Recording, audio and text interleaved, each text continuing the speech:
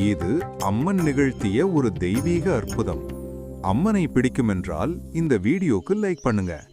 இன்னும் பக்தி கதைகள் பார்க்க சப்ஸ்கிரைப் பண்ணுங்க. உண்மையான பக்தனுக்காக தாய்தானே சமையல் செய்த ஒரு அற்புத லீலை இது.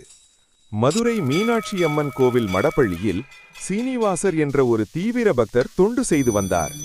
ஒரு நாள் கடும் உடல் சோர்வால் அம்மனின் சேவையில் இருந்தபடியே அவர் உறங்கிவிட்டார். நேரம் கடந்துவிட்டது. மன்னரின் சேவகர்கள் பிரசாதம் தயாரா என்று கேட்டு வந்தனர். பதற்றத்துடன் மடப்பள்ளிக்குள் சென்ற சீனிவாசர் அங்கு அறுசுவை உணவுகள் அனைத்தும் முன்னமே தயாராக இருப்பதைக் கண்டு அதிர்ச்சியடைந்தார். இதற்கிடையில் கருவறையில் மீனாட்சி அம்மனின் வைரமூக்குத்தி காணவில்லை என அர்ச்சகர்கள் கலங்கினர். அச்சமயம், என் பக்தன் உறங்கியதால் நான் அவன் சார்பாக சமைத்தேன் என்று அசரீரி ஒலித்தது. மடப்பள்ளியில் வெளிச்சம் போதாததால் என் மூக்குத்தியின் ஒளியிலேயே சமைத்து அங்கேயே வைத்துவிட்டேன் என்று அன்னை கூறினாள். விரைந்து சென்று பார்த்தபோது சமையல் கூடத்தில் அம்மனின் வைர மூக்குத்தி தெய்வீக ஒளியில் ஜொலித்துக் கொண்டிருந்தது. இதுதான் தன் பக்தனை ஒருபோதும் விட்டுவிடாத தாயின் கருணை.